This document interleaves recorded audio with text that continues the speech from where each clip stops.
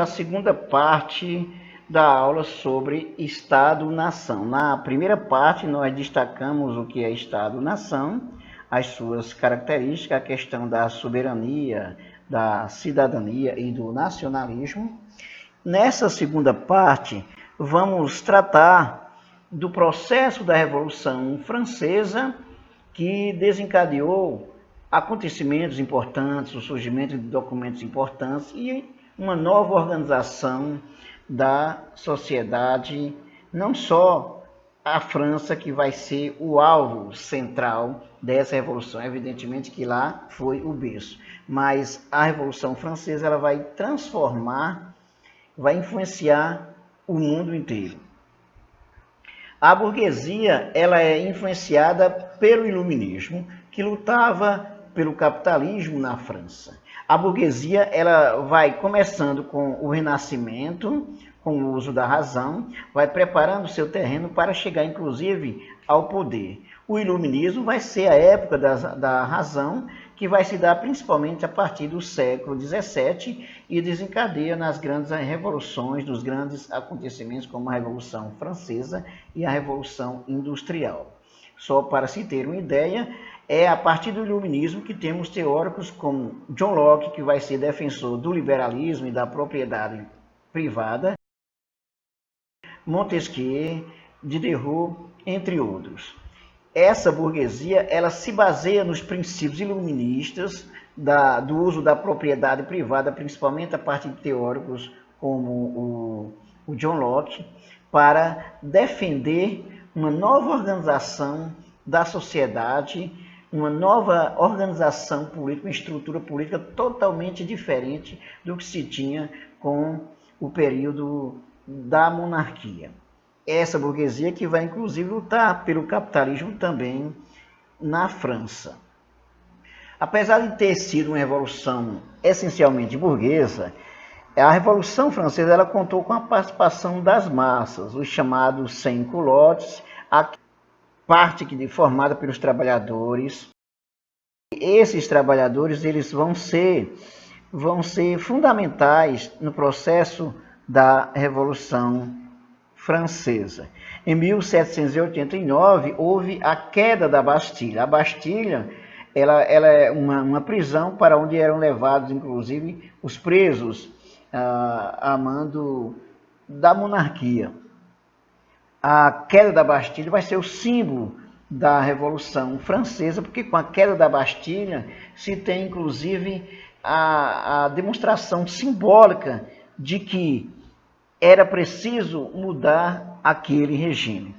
A classe pobre, os chamados sans-culottes, inclusive tendo a liderança do Partido Jacobino, vai ser fundamental nesse processo da Revolução Francesa. Foi aprovada a partir da Revolução Francesa um dos documentos fundamentais que tem muita importância até hoje, que é a Declaração dos Direitos do Homem e do Cidadão e também a Constituição Civil do Clero.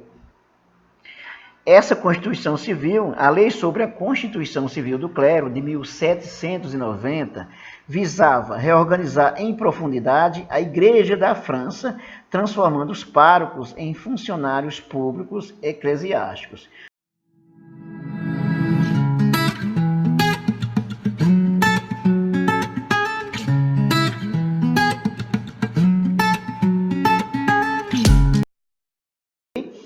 Essa questão ainda vai mudar bastante, principalmente com a chegada dos jacobinos no poder, com a liderança do Robespierre, que vai instalar o terror, o chamado período de terror, para onde vão todos aqueles contrários ao período revolucionário, contrário às mudanças defendidas pelos jacobinos.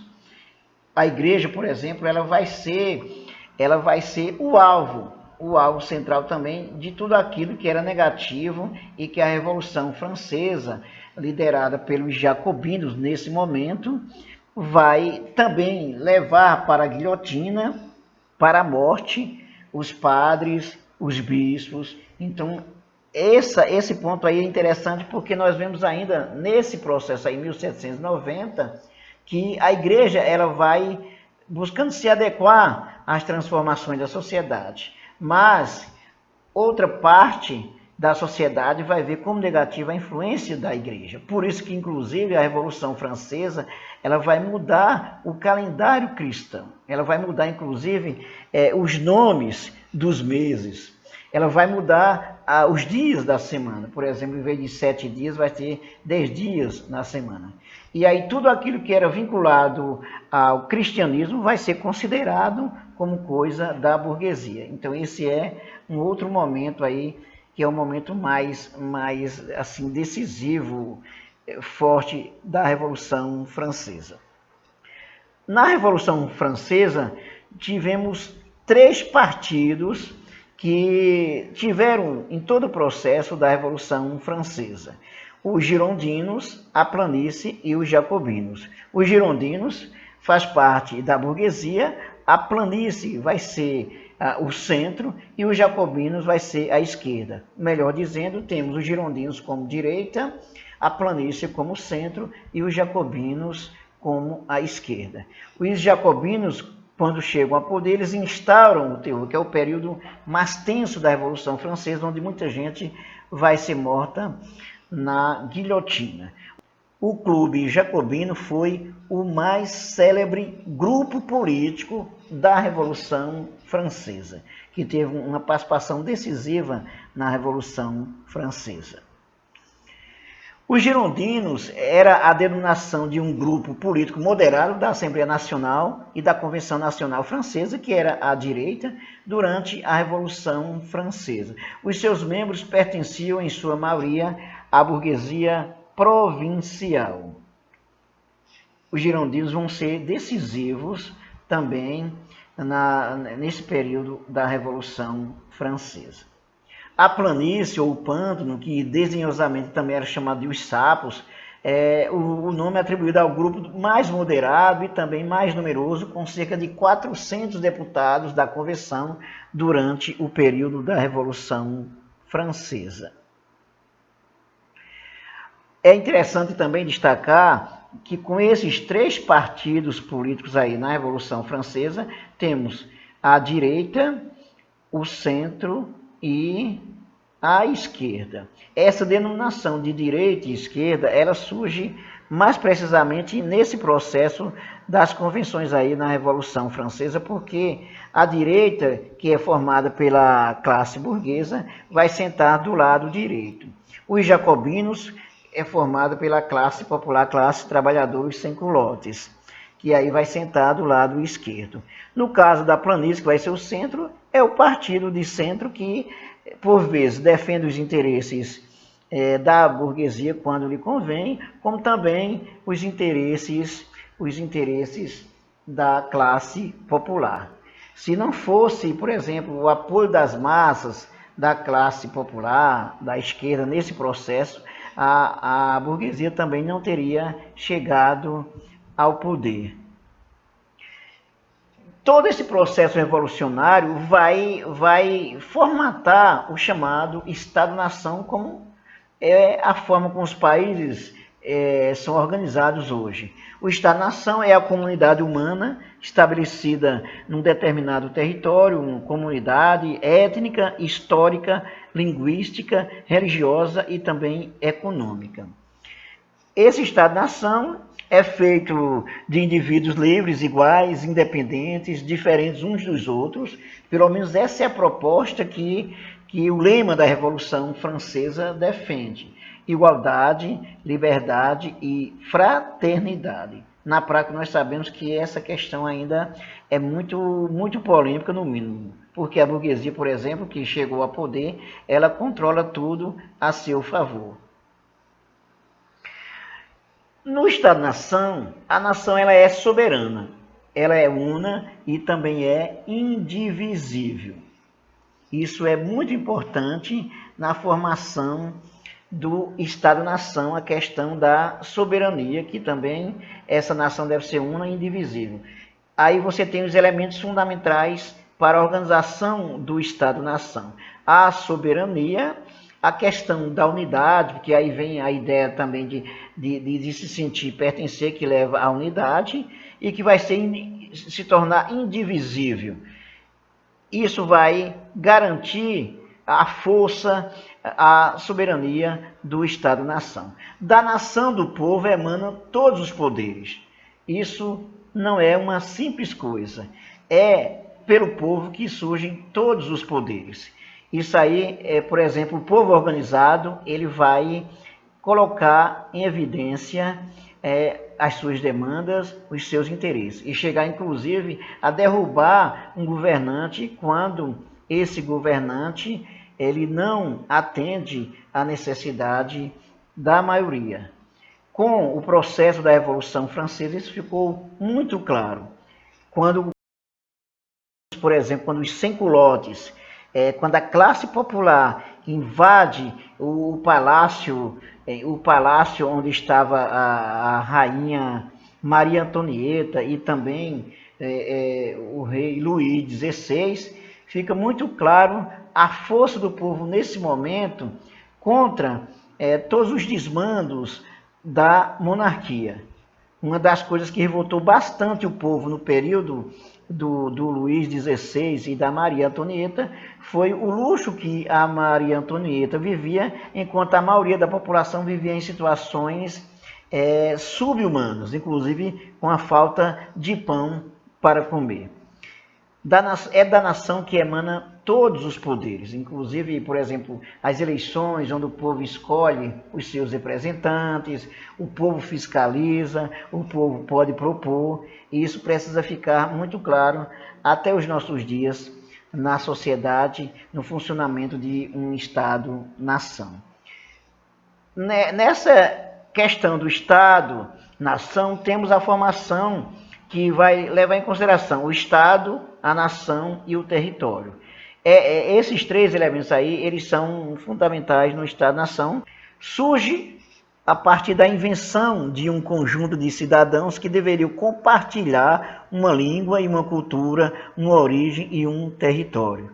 É aí o que forma o chamado Estado-nação. Para isso, é preciso que o povo se sinta cidadão pertencente a esse Estado para defender esse Estado. Quando ele não se sente pertencente, ele vai, inclusive, defender outra coisa, como já mostramos no exemplo de Israel e de Palestina. Esse Estado-nação também recorre a elementos da tradição, em que o passado ele é mitificado, criando heróis e momentos épicos que são apresentados como definitivos na formação do povo e da nação. São os elementos que envolvem o sentimento, a subjetividade, os costumes, os valores, por exemplo, isso que leva à unidade, que vai garantir, inclusive, a força de um Estado-nação. Esse Estado-nação também é fundamentado em uma cultura específica de um grupo dominante, que, sob a justificativa de que seus valores são os verdadeiramente nacionais, exclui todas as outras culturas também existentes em seu território.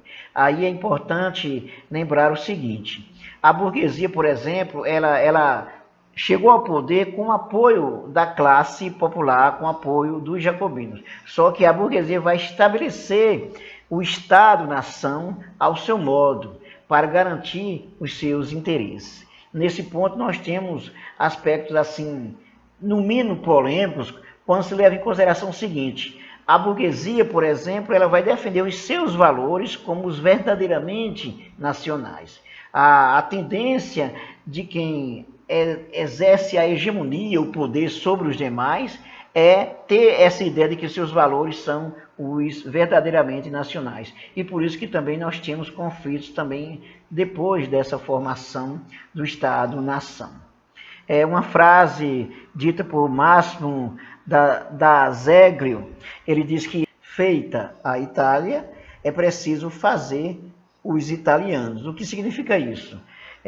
A Itália foi formada, se tornou independente, se tornou um Estado-nação. E agora os italianos precisam se sentir, inclusive, parte desse Estado-nação, se sentir verdadeiramente pertencente a esse Estado-nação. E aí precisa dos elementos de unidade. Pois é, pessoal, essa foi a nossa segunda parte do Estado-nação. Nessa parte nós destacamos a importância da Revolução Francesa para a formação do Estado-nação, os três partidos que atuaram na Revolução Francesa, no caso os girondinos, a planície e os jacobinos, e os principais aspectos que surgiram a partir da Revolução Francesa, que foi inclusive a organização do Estado-nação, a Declaração dos Direitos do Homem como fundamentais. Só que a coisa não vai parar por aí. Esse Estado-nação ele vai sendo organizado também a partir dos interesses da classe burguesa que vai assumir esse Estado-nação. Então os conflitos vão continuar entre burguesia e trabalhadores, uma vez que a burguesia passa a explorar os trabalhadores, a ditar as regras do Estado-nação. Não esqueça de se inscrever no nosso canal, de dar um like, de ativar o sininho para receber as nossas novidades. Até mais.